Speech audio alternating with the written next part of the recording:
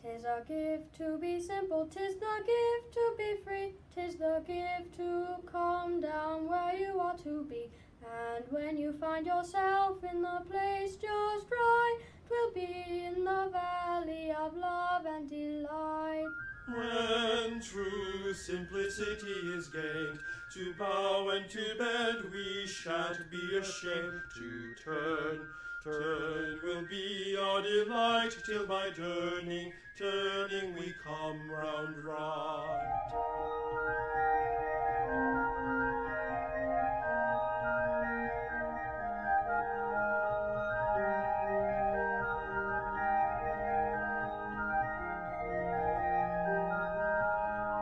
'Tis the gift to be simple, 'tis the gift to be true, 'tis the gift to labor till the day is through. And when you find yourself in the place so fine, to be in the cool of the birch and the pine. When true simplicity is gained, to bow and to bend we shan't be ashamed. To turn will be our delight, till by turning we come round right.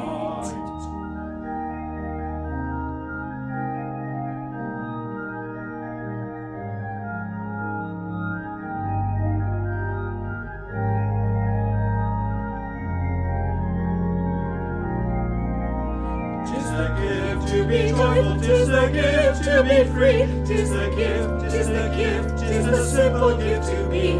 And when you find yourself filled with pure delight, the gift to be simple has led you aright. When true simplicity is gained, to bow and to bend we shan't be ashamed. To turn will be our delight, till by turning we come round right. When true simplicity is gained, to bow and to bend we shan't be ashamed. To turn will be our delight, till by turning we come round right.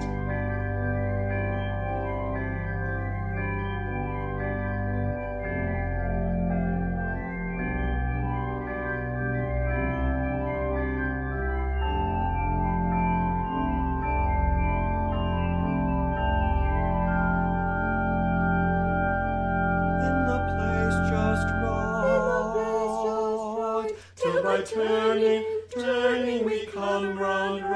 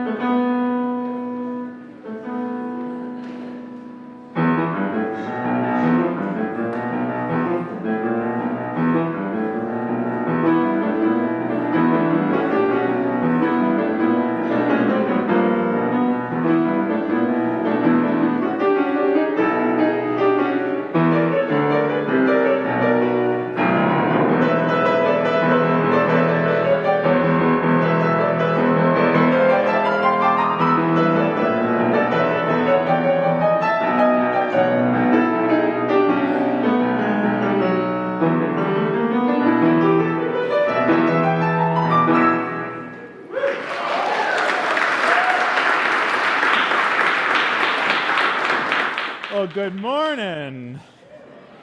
Good morning and welcome to church. Good morning, welcome to the Unitarian Universalist Church of Berkeley. I'm Reverend Marcus Liefert. So glad to be with you this morning.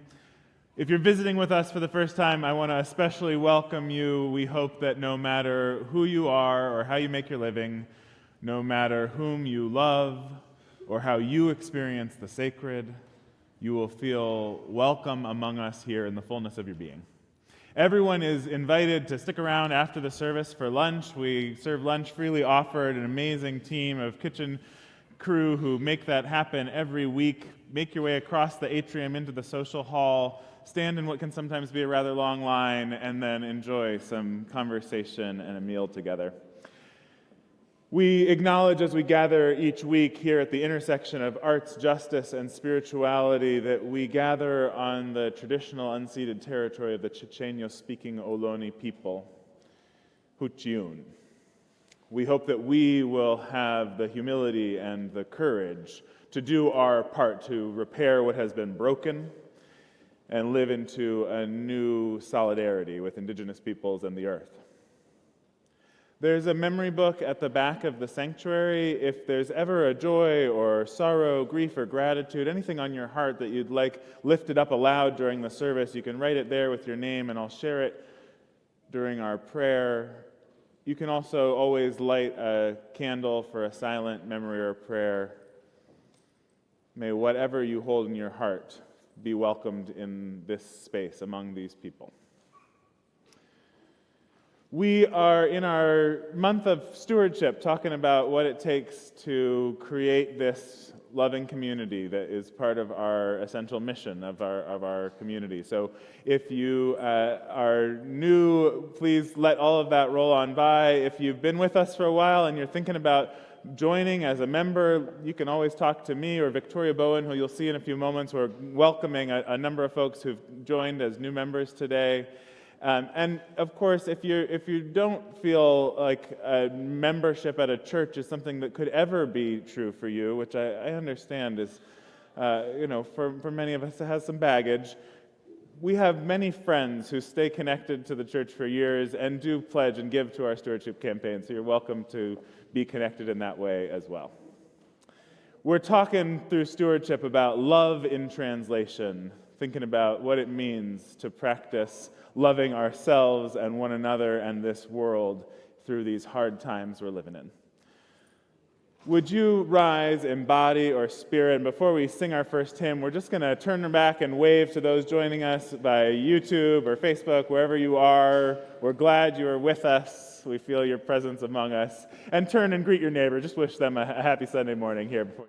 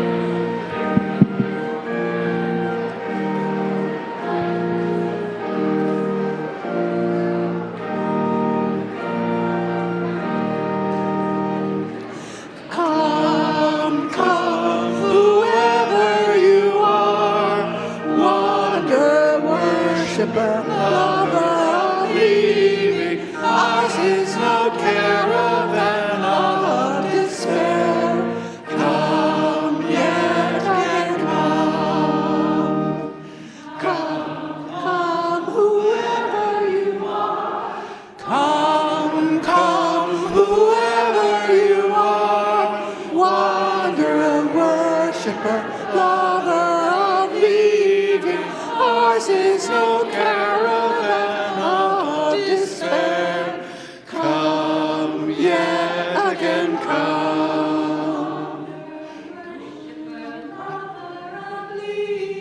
Causes no caravan of despair. Come, yet again come.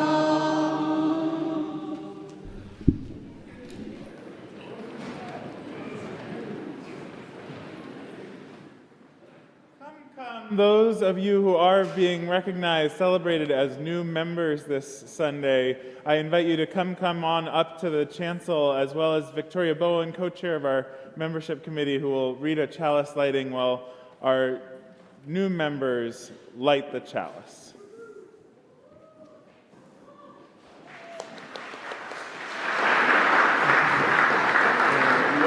You got a job to do.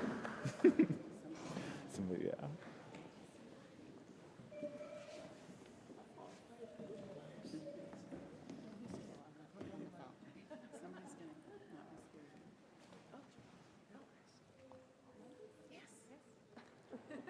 Good morning.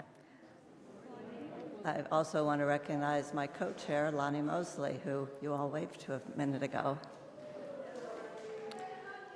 We come together this morning to remind one another to rest for a moment on the forming edge of our lives, to resist the headlong tumble into the next moment, until we claim for ourselves awareness and gratitude, taking the time to look into one another's faces and see their communion, the reflection of our own eyes. The house of laughter and silence, memory and hope is hallowed by our presence together.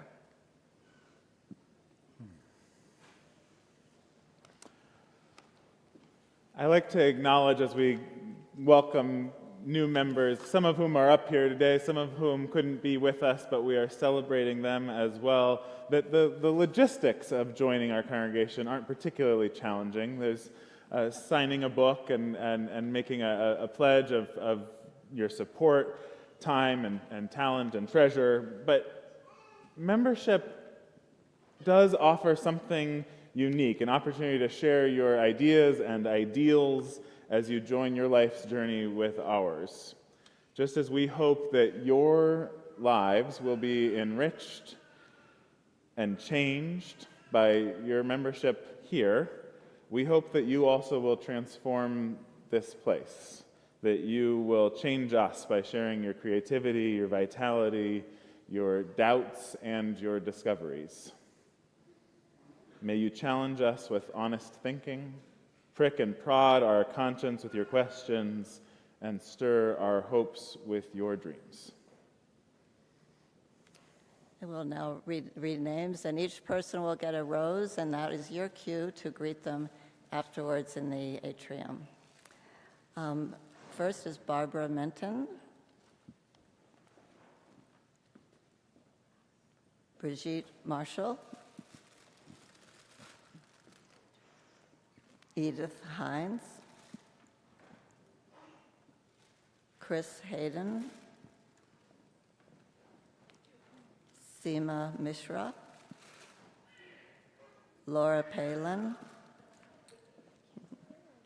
June Sheffield, and also not here today, but new members recently, Virginia Northrup, Dennis Kettler, and Samira Sheehan.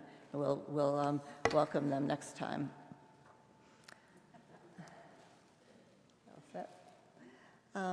And now, are they on the screen? We hope to have the name. Is that it? So congregation, please join me in welcoming these members, and then they will say some words, and then we will all together say some words. We warmly welcome you into membership. We are glad you have joined us. We know you with your ideas, energies, resources, and commitment will keep this church a vital, growing community. May we renew today our covenant to dwell together in peace, to seek truth in love, and to help one another. Welcome. We enter into membership of the Unitarian Universalist Church of Berkeley. We bring to the community our strengths, our limits, our desires. We ask for your love and encouragement as we make our places among you. We are glad to be here. And all together. We commit ourselves to honesty in our speaking, care in our relating, peace in our meeting, courtesy in our conflict, courage in our speech, integrity in our action. May we be true to ourselves, true to each other, and true to our vision of what together we are becoming. So be it.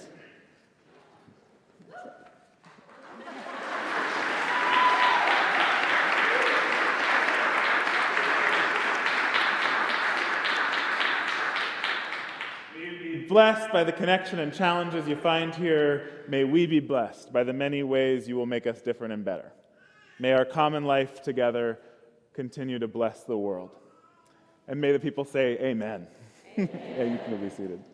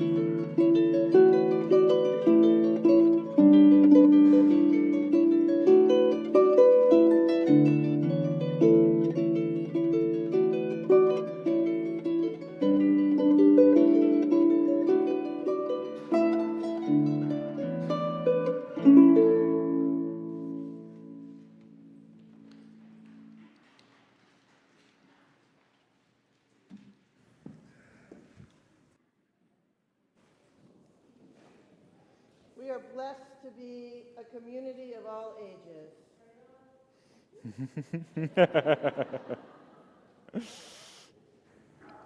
Let me start over. We're blessed to be a community of all ages, and especially blessed today to celebrate the arrival of a newish life. Nicole and Isaac, Dylan, big sister Joyce, Grandmas Jean and Louise, and the rest of the extended family, will you please come up to the chancel?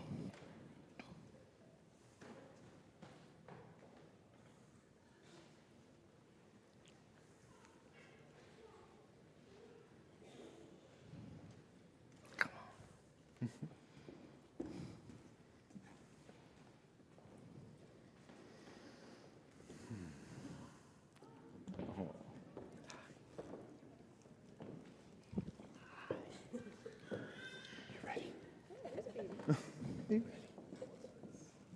You can be next.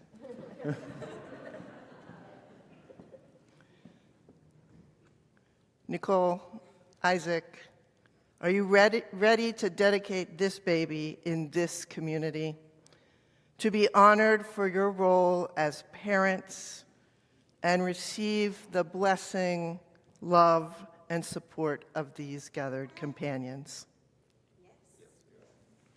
Okay. In our tradition, a baby dedication does not wash anything away from this new being. Neither does it dedicate him to our faith. Instead, we dedicate our community to him, to be the village his family will need time and again to provide love and support and encouragement, to offer a spiritual and religious home where he may discover his own beliefs as he's nurtured by our shared values. Gathered community, will you commit yourselves to being that village, to help raise Dylan to love justice and live with compassion? Will you extend your kindness and love to him, encourage him to live his dreams? If so, say, we will. We will. And now, children of our community, I have a couple of questions for you. Will you promise to love Dylan, to play with them?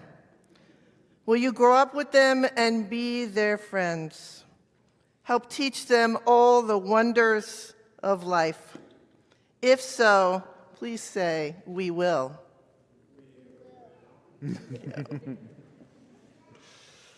So we want to bless you, Dylan, with the wonders of the earth. So first we're going to bless you with water. We'll get to the earth. We're going to bless you with water. This is water that is gathered by members of our community that we pour together in our ritual of water communion each year. May you always find your thirst quenched, Dylan. May you know the joy of hard work. May your tears be cared for. May you dance in rain and jump in pools and puddles. Dylan, may you know you are water. Dylan, just a moment. Hi, Dylan. Hi.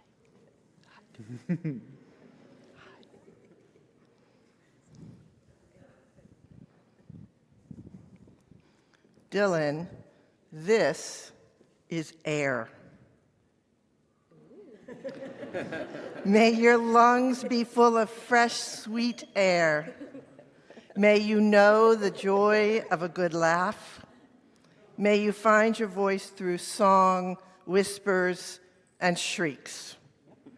May you have a life full of scents, breezes, and sighs.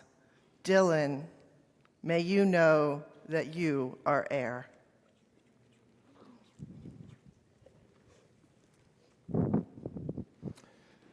Now, Dylan, this is fire. May it remind you of the divine spark in all of creation that is in you.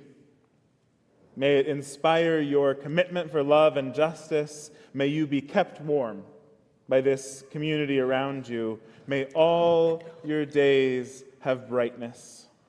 Dylan, may you know you are fire and not play with it until you're ready.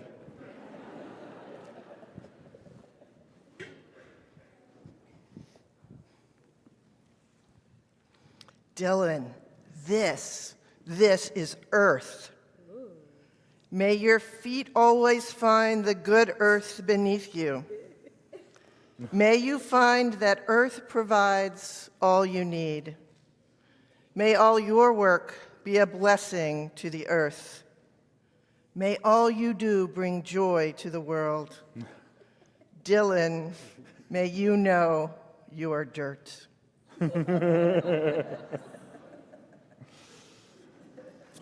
Grandma Jean, would you offer a special blessing for Dylan this morning? Let's see, let's get you. We're going to use this green-handled mic here. Dylan, you can be anybody you want to be. You can love whomever you will. You can travel any country where your heart leads and know we will love you still. You can live by yourself, you can gather friends around, you can choose one special one, and the only measure of your words and your deeds will be the love you leave behind when you're done.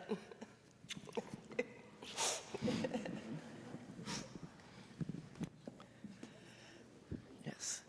So, having blessed the baby and the whole family, I'd like to invite everyone to rise and join in singing all of the children out to Ari. We're going to sing Come Sing a Song With Me. Congratulations.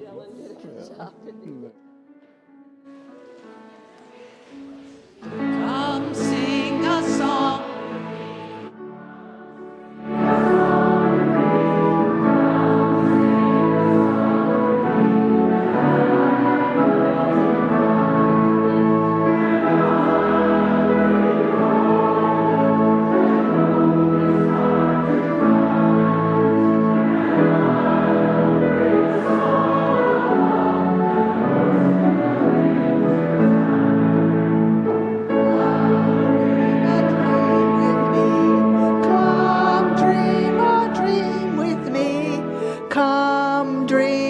Dream with me that I might know you're mine, and I'll bring you hope when hope is hard to find, and I'll bring a song of love and a rose in the winter time.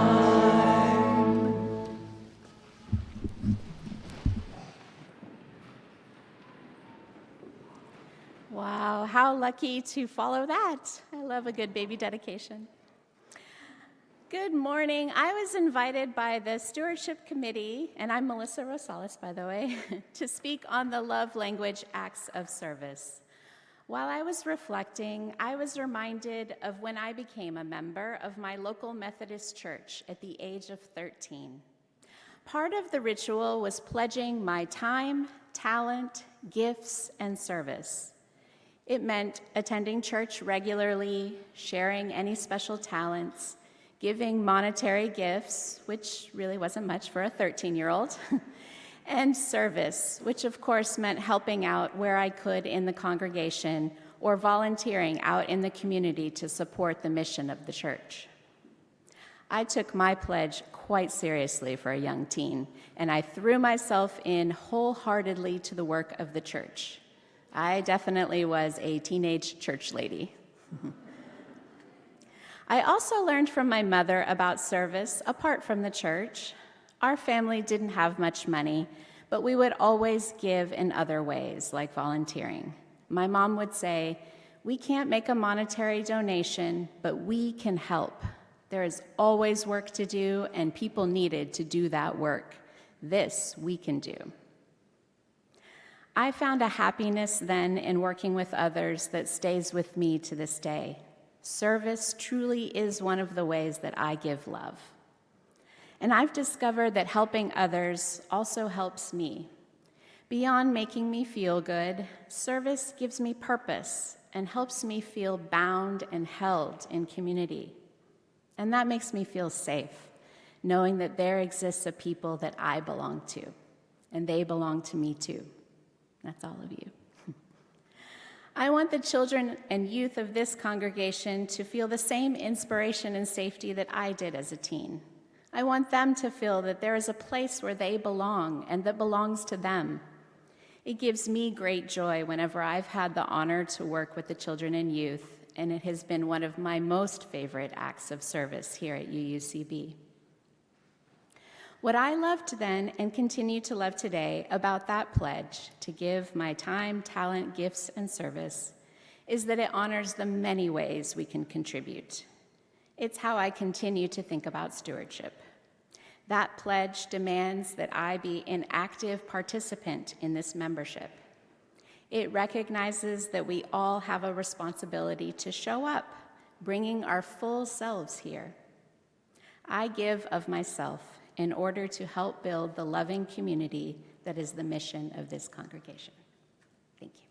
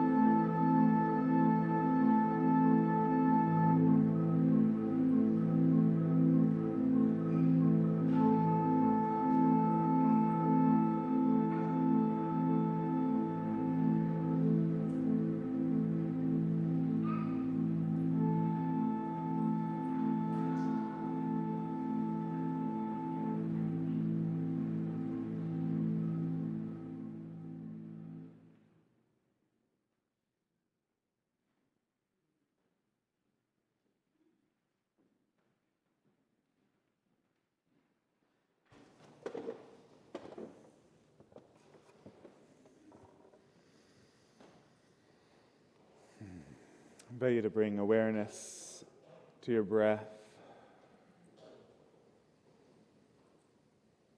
Let it deepen inside you.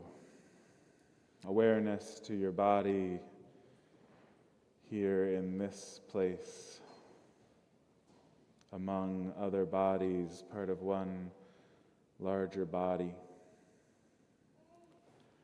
resting on this great body earth.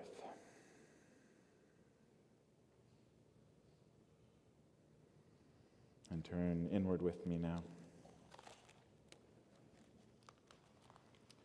A man comes to my door, annoyed and relieved that he has interrupted my work. I greet this stranger who is missing a tooth and whose splayed out tie is out of place amidst the jeans and coral shirt that hang haphazardly from his small frame. He begins his pitch as I begin my calculations. I build a wall inside against his need, even as I laugh at his playful jokes. Until the story of his 2-year-old daughter, whose mother cannot help him care for, shakes loose the stones I thought were protecting me. I remember months alone with my 2-year-old, the relentless demands of care, the daily marathon of meals, work, bedtimes, ending in a haphazard flop into sleep that would soon be interrupted by further needs. As two dads now, we talk about how hard it can be. I ask about who else he can lean on, and he tells me about his uncle Marcus.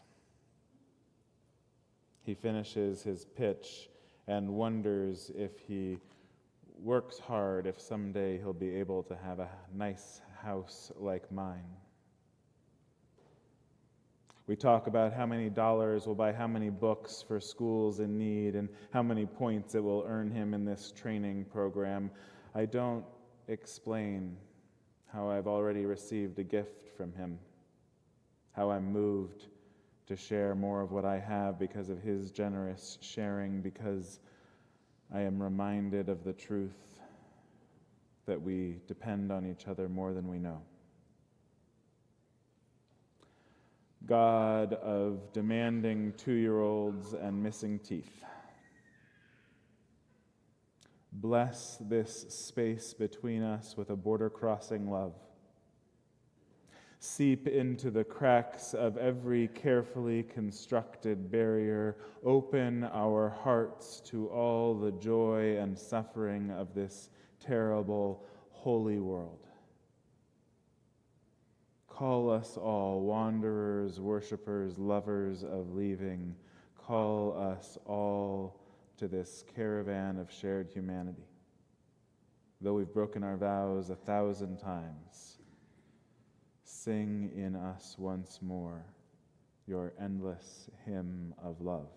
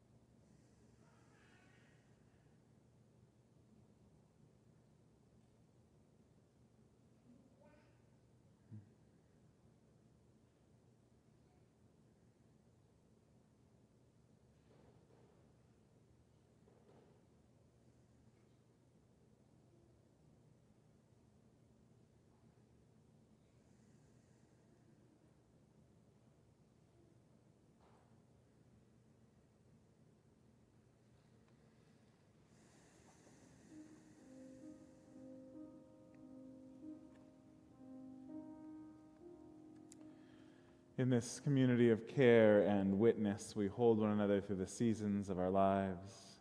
We celebrate joyful noises of new life among us, even in our quiet and our stillness. We lift up these joys and sorrows here among us. Carol Carlisle wishes everyone happy spring equinox. The Moon Circle will celebrate our 30th anniversary and spring at 3 p.m. today in the Sophia Room. All are welcome.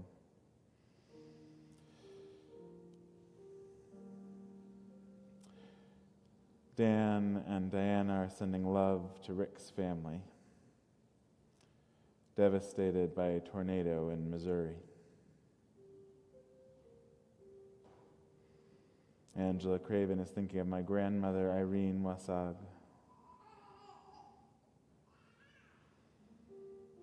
And Jean Robinson is wishing Bill were here for Dylan's dedication.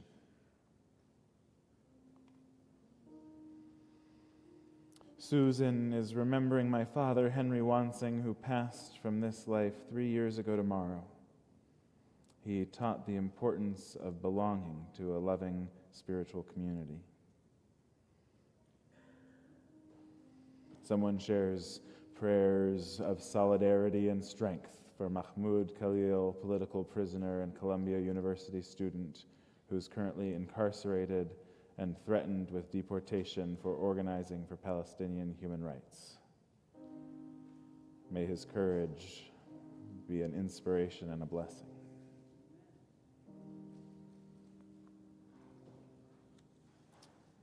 Prayers for my dad, Ron, as he settles in at the Elder Ashram in Oakland, and deep gratitude to this community that always showed him so much love and grace. Please hold my mom, Jean, in your hearts as she grieves and restores.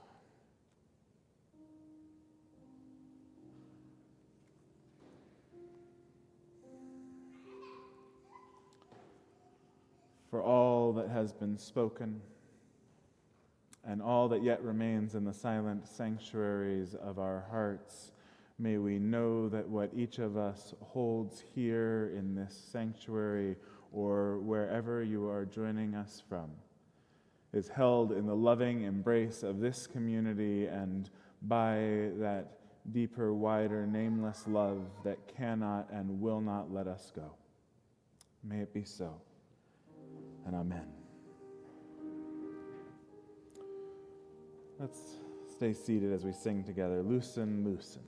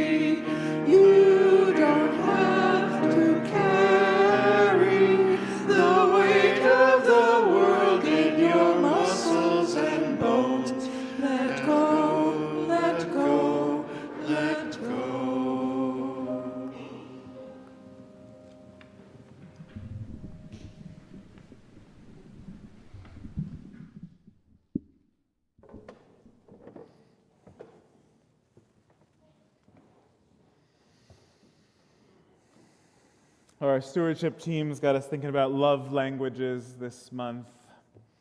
And I realized that when I was a kid, probably about 9, the age my kiddo Henry is now, my love language was castles. Lego castles, storybook castles.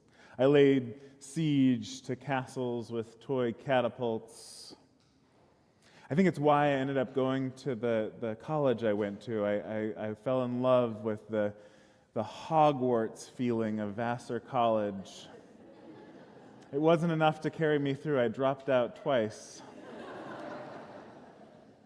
But I just wanted to live in these beautiful castle grounds, these crenellated walls that surrounded the whole campus. I didn't realize that the walls actually represented a real barrier that lay between the college and the town it was in, the post-industrial Poughkeepsie, New York, a city that had none of the glistening magic of the Hogwarts school I attended in its midst.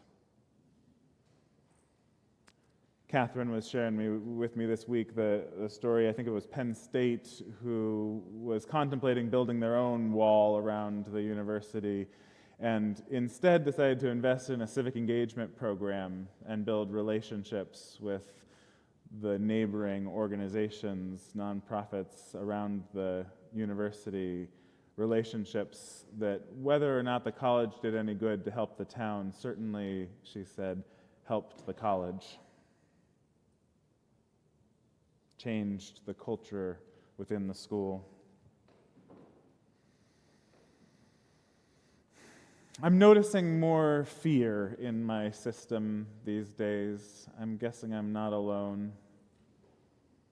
I notice my throat is quick to clench. The distance between my ears and my shoulders seems to have shortened. It reminds me actually of the early months of the pandemic, these same sensations.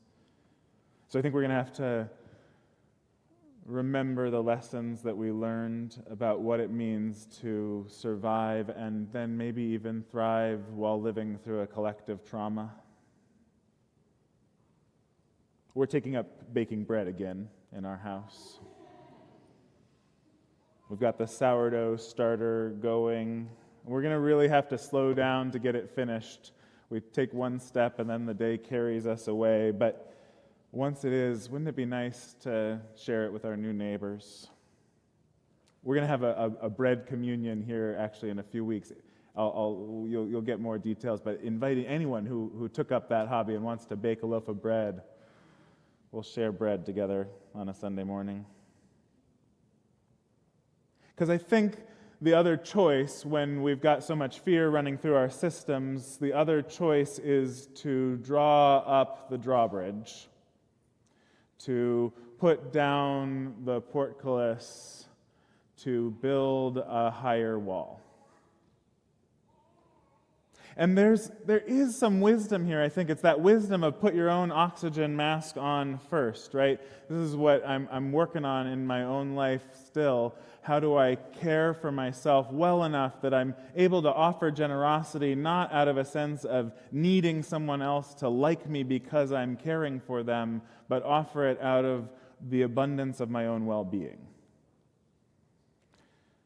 A wisdom in turning towards more care for the self, even as things get more desperate and demanding on the outside.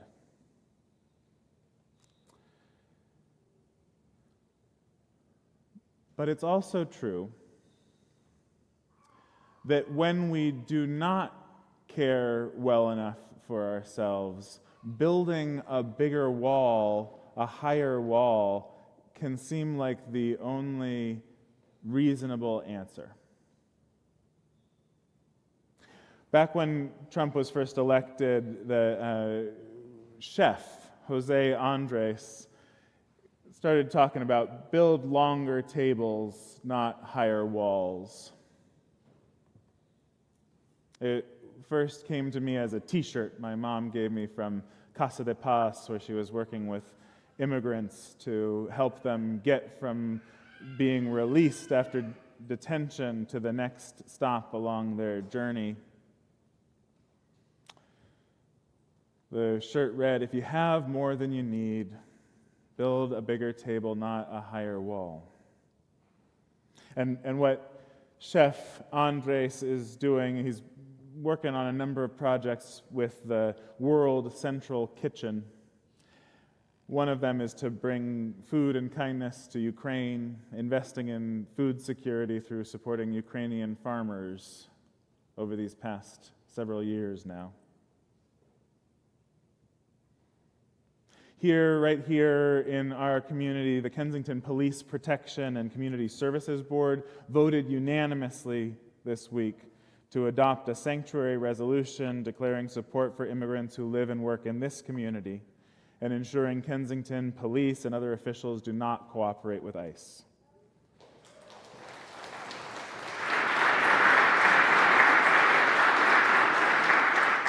It can feel small, it can feel desperate in these times, but we can, working together, make a difference. Thanks, Cindy Greenleaf and everyone else who advocated for that resolution.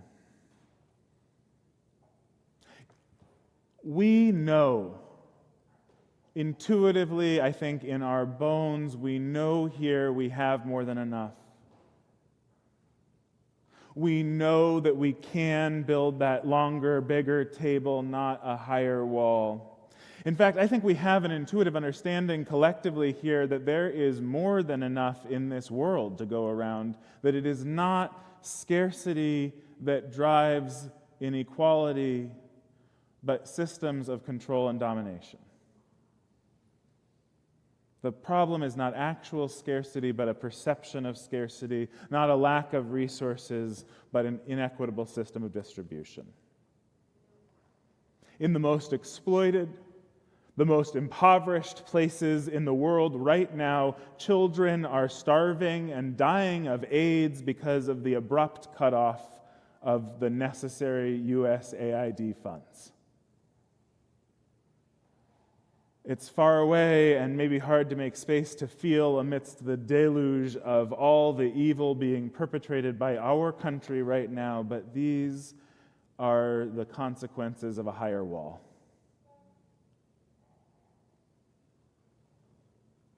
So why do we build the wall? This is the question I'm struggling with, sitting with. And I do think when I'm not able to take care of myself well enough, when I'm not tending to my own inner life and my own needs well enough, that's when I find that instinct to build a higher wall, when it feels like it might be the only option. I was thinking about this when I got to see the production of Hadestown at Berkeley High School right now. And if you haven't seen it, it's an amazing musical, so see it there or somewhere. It's really quite beautiful. And shout out to a couple of our church youth who are in it, Annie Jensen and Katie Marshall, fabulous performances. And my wife's the director. But she did a great job too. But here's the song I want to tell you about from it. The song is the song that Hades sings with his minions. The song that Anais Mitchell composed as she worked on this process over years and years, composed as it first came to public attention during that first Trump administration. Why do we build the wall, Hades asks. We build the wall to keep us free. How does the wall keep us free? The wall keeps out the enemy. Who do we call the enemy, he asks. The enemy is poverty. And the wall keeps out the enemy. Because we have and they have not, because they want what we have got. What do we have that they should want? We have a wall to work upon. We have work, and they have none. And our work is never done, and the war is never won.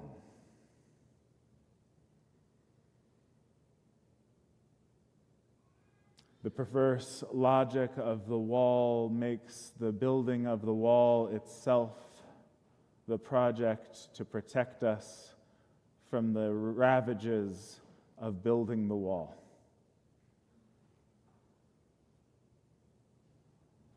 One of my wise colleagues, the Reverend Barbara Tenhove, once shared with me that she thinks about the boundaries that we need to be able to take care of ourselves, do that important work of putting our own oxygen mask on first, especially in times like these, that to do that we need boundaries, healthy boundaries, but not to build those boundaries like a wall out of bricks.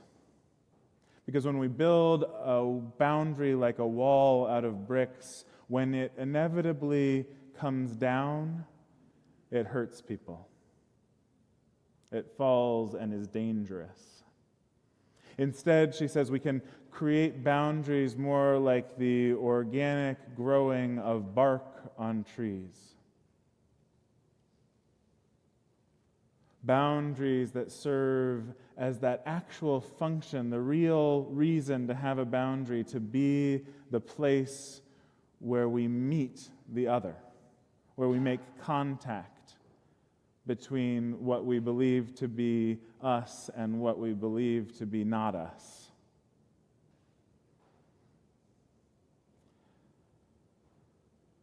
Because boundaries that are built like castle walls are never the final word they intend to be. Build a 20-foot wall, they say, and someone else will build a 21-foot ladder.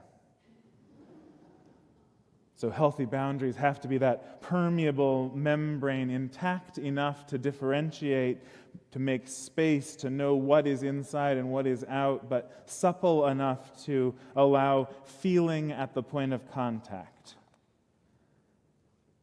And I have to say, it's often a painful dance for me, holding the clarity of my own boundaries while staying present to the impact they have on others who would prefer something else from me. So painful, it often feels more comfortable to ignore my own boundaries. But then, of course, I end up resentful and back to building that thick wall. So it's confusing. This is tricky stuff, the work of boundaries and the work of love. And so confusing that I was trying to have some empathy for why our vice president maybe gets confused about the theology here. Did you hear about this?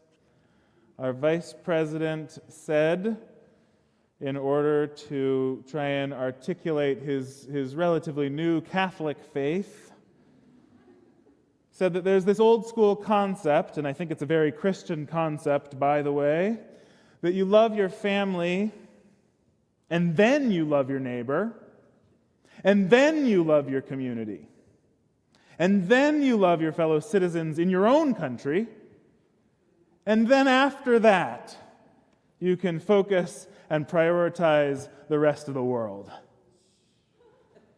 A very Christian concept. But it's not every day that a neophyte Catholic gets the Pope to come intervene with a theology lesson. Pope Francis responds, Christian love is not a concentric expansion of interests that little by little extend to other persons and groups.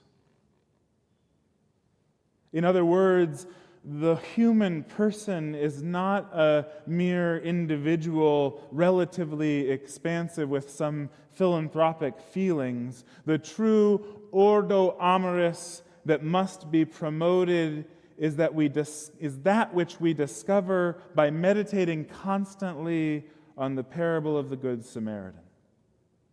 That is, by meditating on the love that builds a fraternity open to all without exception. Love is not a limited resource that needs to be hoarded behind a wall. Love is not capital that must be guarded and invested wisely. It doesn't require quarterly ROI reports or charts to monitor its growth and decline. In that parable of the sower, after being robbed, beaten, and abandoned on the road, the first person who comes by is a Levite, which in the times, it's like the UU minister comes by.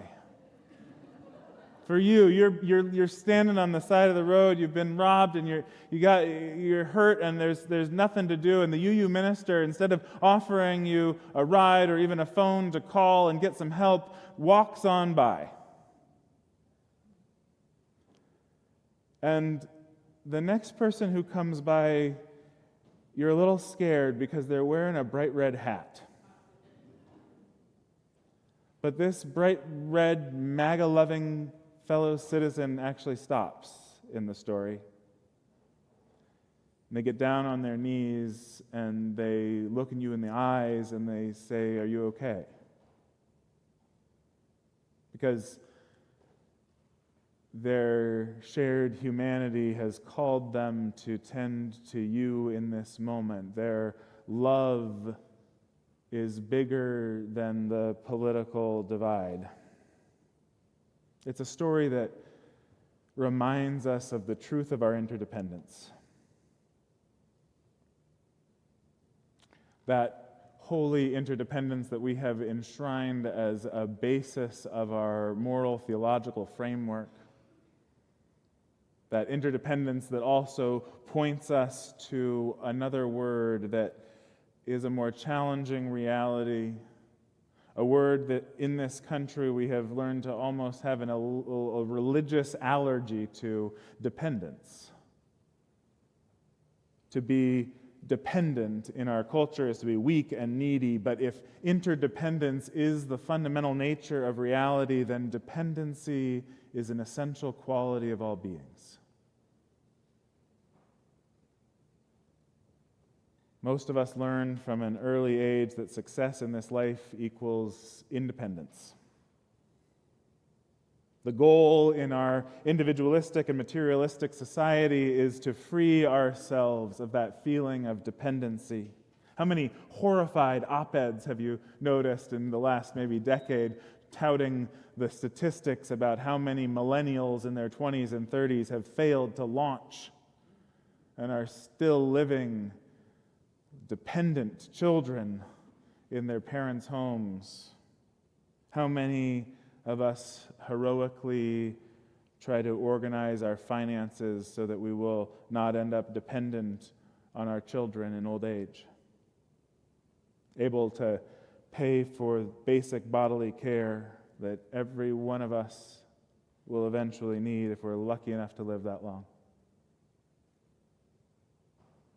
Try as we might to obscure and mask it, hard as we work to smother it with wealth, the truth of our dependency is fundamental to who we are.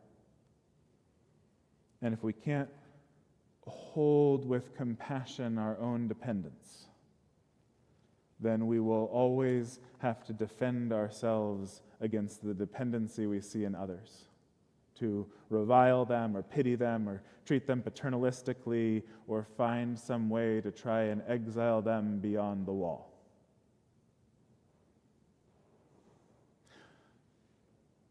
So my invitation to you is this: have you ever seen beauty in your own dependency? If interdependence is that extraordinary truth we claim it to be, there must be some beauty in our dependency, in the reach to turn on the radio or television or computer in a lonely moment, to hear other voices, in the grasp for a lover's hand, in the kiss on a child's head that is meant to reassure the parent, the call to a friend, the postcard handwritten with care. In her poem, Blessing the Bread, Reverend Lynn Unger writes, something happens in kneading dough or massaging flesh. An imprint of the hand remains on the bodies we have touched. This is the lifeline, the etched path from hand to grain to earth, the transmutation of the elements through touch, marking the miracles on which we unwillingly depend. Can I let the beauty of my dependency reveal the crack in my wall Let that beauty echo like the ancient trumpets around Jericho, and find in the ruins my once sacred castle. Find in its ruins the beginnings of a bigger table. A table with room not only for the stranger, the immigrant, the MAGA-hatted Good Samaritan, but room for me too, more room for each of us. Room at this table for the fearful throat clenching, for the shame-filled dependency. The old words that we used to sing to Heiferdal, which is the tune of Blue Boat Home we'll close our service with in a moment, were this: earth was given as a garden, cradle for humanity. This is a theological thread through so many of the world's wisdom traditions, that all that is a gift. This earth and the sun and the moon and the stars it was born among that make life possible, it's a gift. Some theologies take this too far. It becomes a gift that we can never repay, that we're always struggling to be worthy of. But the true nature of a gift is that it's freely given. No payment necessary or expected.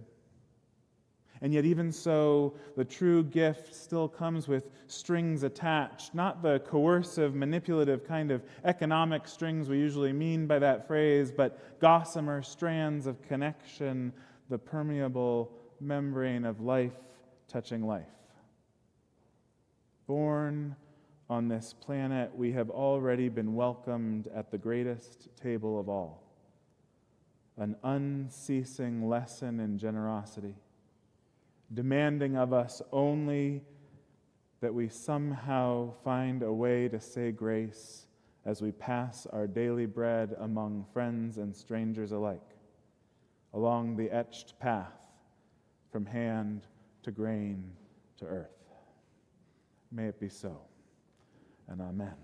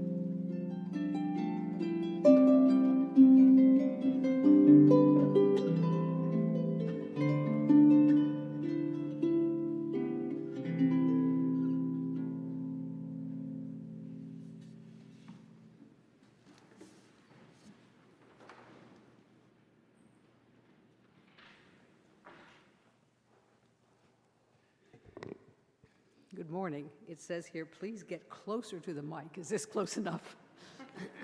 Okay, all right. My name is Helen Toy, and is this too close? And I'm a member of your board of trustees. In our covenantal community, we share the responsibility for pursuing our mission by giving generously of our time, talent, and treasure. I invite you to support the work of our church by giving electronically, by scanning the QR code on the back of your badge, or by putting a cash or check donation into the donation envelope that you'll find in the back of the pew in front of you. And then put it into the donation box beside the fountain in the atrium as you leave the service. Each week, half of our offering is shared with a nonprofit Good Neighbor organization. The Good Neighbor for this month is ECAP, Emeryville Citizens Assistance Program. And you'll find their postcards at the social justice table and also on the table next to the administration office. And ECAP's all-volunteer mission is to unconditionally distribute surplus food, care, and compassion to those in need in Emeryville, Oakland, and surrounding Bay Area communities. ECAP provides nutrition to approximately 300 individuals or families daily, 6 days a week. Will you join me in rededicating ourselves to our mission? We dedicate our offering and ourselves to the mission of this congregation to create loving community, inspire spiritual growth, and encourage lives of integrity, joy, and service. Thank you.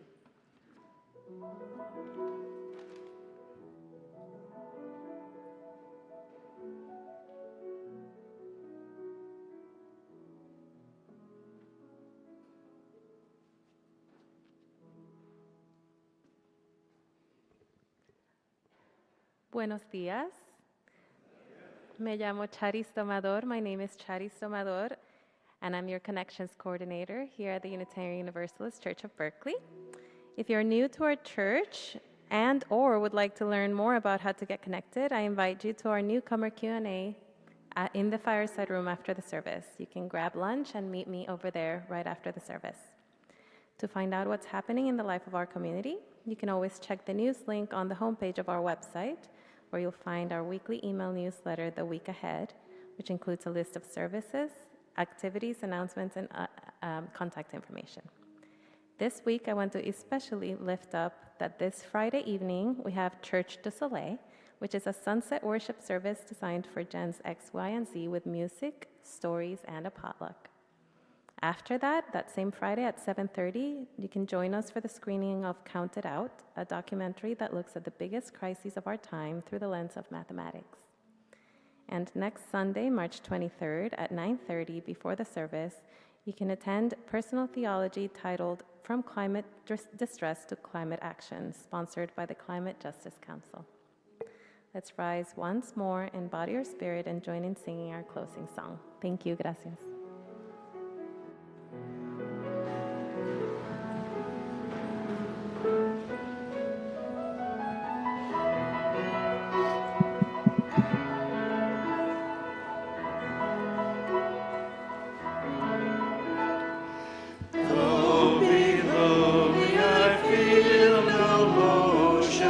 Standing on these mountains and plains, far away from the rolling ocean, still my dry land heart can say, I've been sailing all my life now, never harbor or port have I known. The wide universe is the ocean I travel, and the earth is my blue boat home.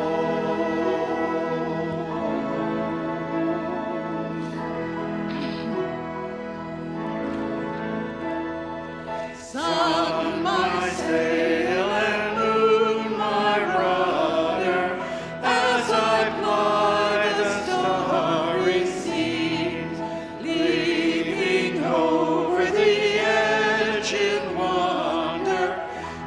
casting questions into the deep, drifting here with my ship's companions. Are we children souls, making our way by the light of heaven and our beautiful blue boat home?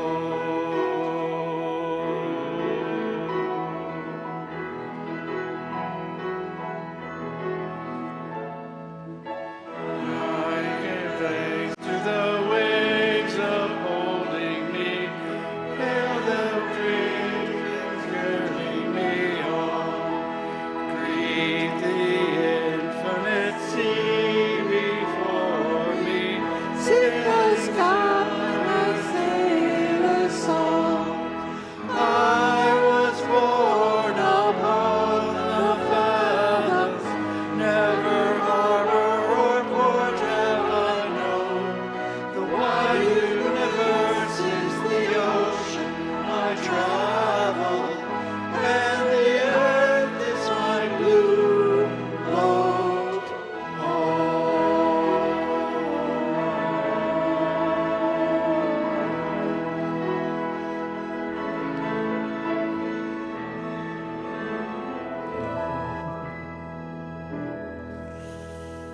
We reach out a hand or touch a shoulder and let us be connected. Reach out to that great beyond.